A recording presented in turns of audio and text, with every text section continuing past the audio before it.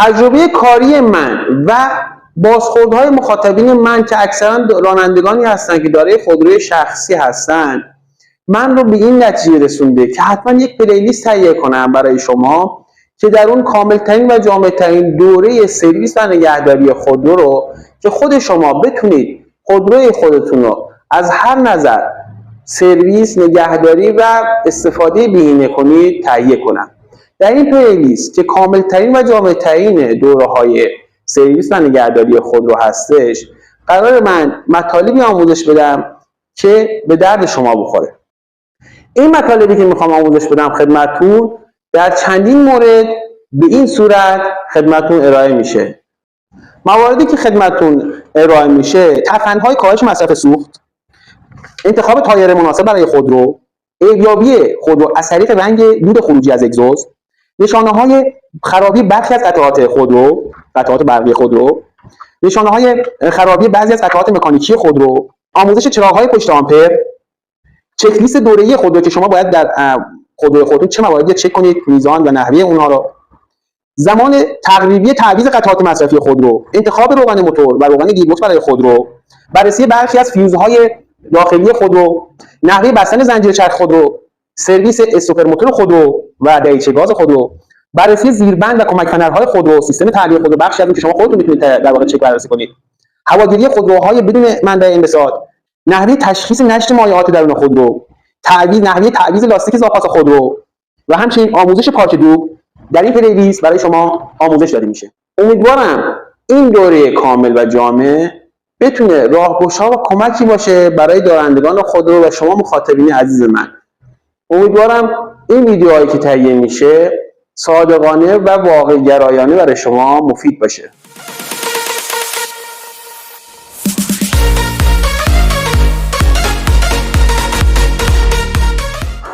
درود دوستان، با دومین قسمت از دوره جامع سرویس و نگهداری خودرو در خدمت هستم. در این قسمت قراره با هم دیگه برخی از مهمترین قطعات مصرفی خودرو رو نام ببریم و زمان تعویض همه اون قطعات رو با هم دیگه بررسی کنیم. اولین قطعه فیلتر هوای خودرو. فیلتر هوای خودرو باید هر 5000 کیلومتر تعویض بشه و اگر زمانی هم هست که شما در طی مدت طولانی ممکنه 5000 کیلومتر با خودرو نرید، عمر در واقع این فیلتر 2 تا 3 ماه.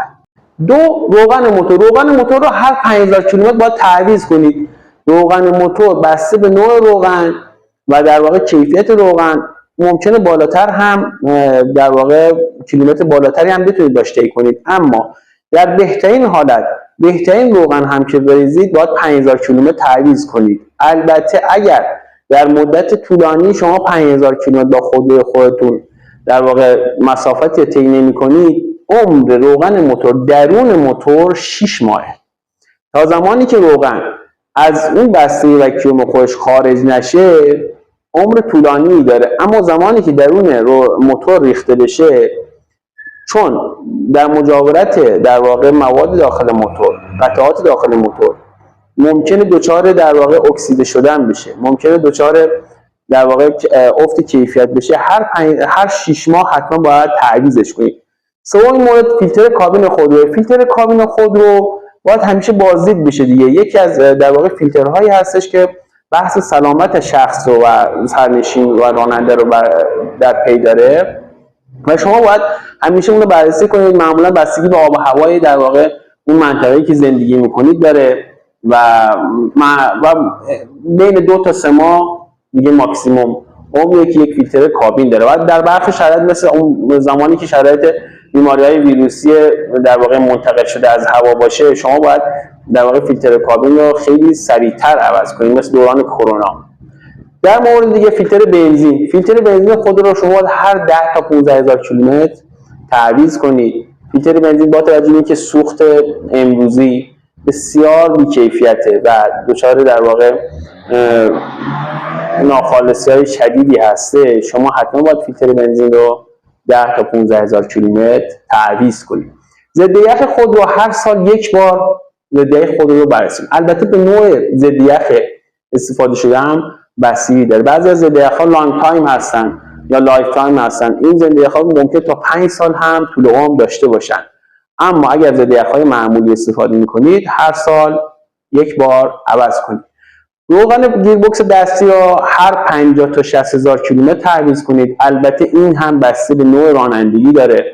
یه زمانی از شما رانندگی شهری دارید و استفاده بسیار زیادی از دنده میکنید، این باعث میشه که قطعات داخل گیربکس در واقع استحکاک‌های بیشتری داشته باشه، کیفیت روغن گیربکس پایین‌تر بیاد. بنابراین بین 50 تا 60,000 و در شرایط رانندگی شهری و استفاده بیش از حد از دنده در 30 تا 40,000 کیلومتر حتما باید روغن گیربکس دستی رو عوض کنید. روغن گیربکس اتومات هم با توجه به حساسیت گیربکس های اتومات حتما 30 تا 40,000 عوض کنید. سعی کنید اگر تایم بیشتری هم از این کیلومتر استفاده کردید، کیلومتر بیشتری از این استاندارد طی کردید، حتما فیلتر گیربکس عوض کنید. ضمن اینکه اصلا شما باید هر دو سرویس هم فیلتر روغن گیربکس اتومات رو هم تعویض کنید. مورد بعدی در واقع روغن هیدرولیک فرمان هستش. روغن هیدرولیک فرمان هم بین 50 تا 60,000 یا 1 سال نیم عمرشه. شما باید بسته به نوع در واقع روغن و مشورت از در واقع سرویس کار تعیین کنید که چه زمانی روغن هیدرولیک فرمانتون رو عوض کنید.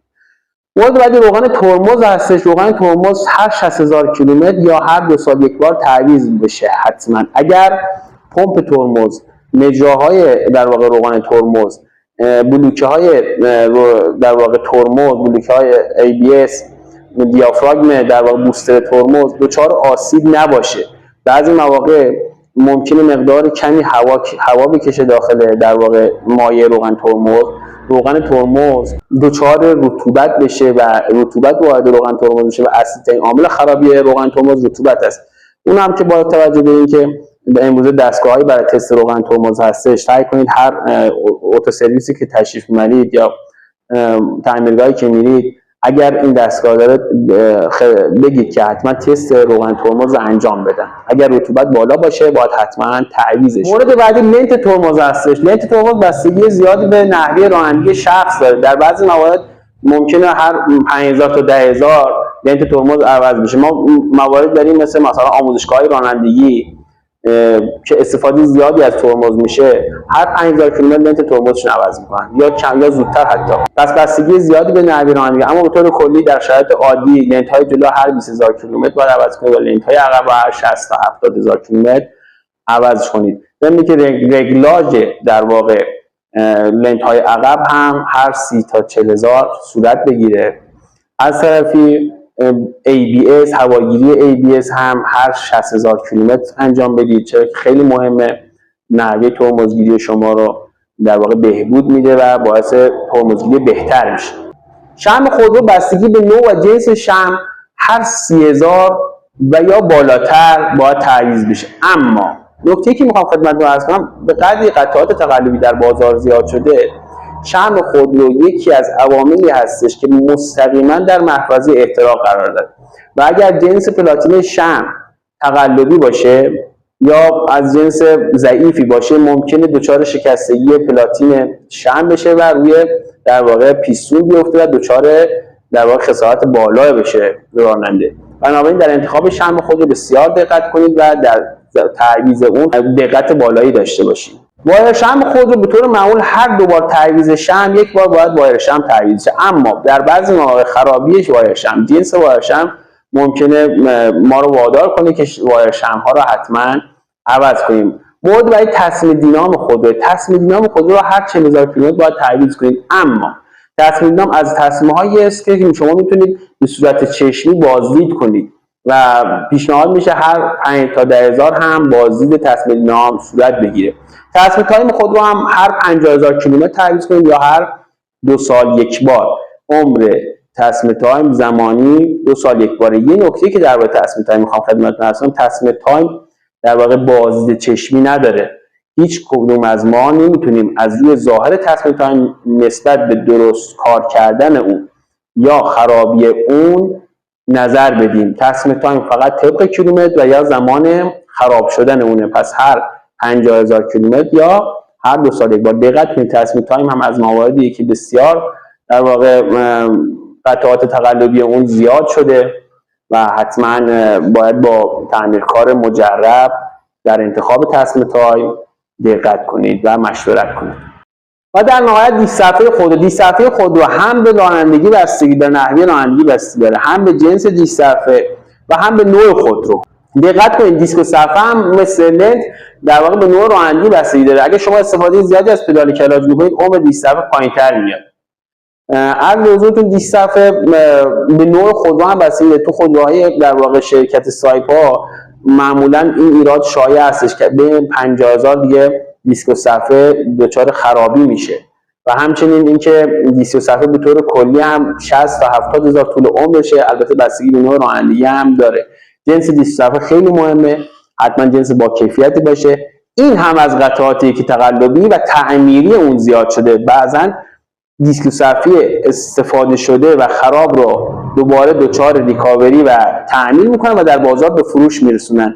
حتما این مورد هم با تعمیرکار در میون بذارید و با مشورت اون دیسک صفحه رو انتخاب کنید. خب دوستان این هم از بخش دوم در واقع دوره جامعه سرویس و نگهداری خودرو. اولا که ازتون خواهش کنم همه ویدیوهایی که در این زمینه در این دوره ارائه میشه رو ببینید. خیلی بهتون کمک میکنه در این که در واقع خودرو خودتون رو به بهترین نحو، بهترین شرایط نگهداری کنید، از اون استفاده کنید و عمر بالاتری داشته باشه خودروتون. از طرفی اگر فکر میکنید برای دوستانتون هم میتونه مفید باشه براشون بفرستید و همچنین اینو در نظر داشته باشید لایک کردن یا کامنت شما خیلی به من کمک میکنه و همچنین شما هم اگر از این مواردی که نام بردم چیزی من جا گذاشتم یا چیزی در ذهنتون هست که من به اون اشاره نکردم حتما برام کامنت کنید که عمر اون و زمان تعویض اون رو خدمتتون عرض کنم. مورد آخر همین که در انتخاب قطعات نسبت به اصل یا تقلبی بودن اون دقت کنید. حتما یکی از ویدیوهای این دوره در واقع درباره اجناس تقلبی و اصل هستش و نحوه تشخیص اونها هستش. در خدمتتون هستم.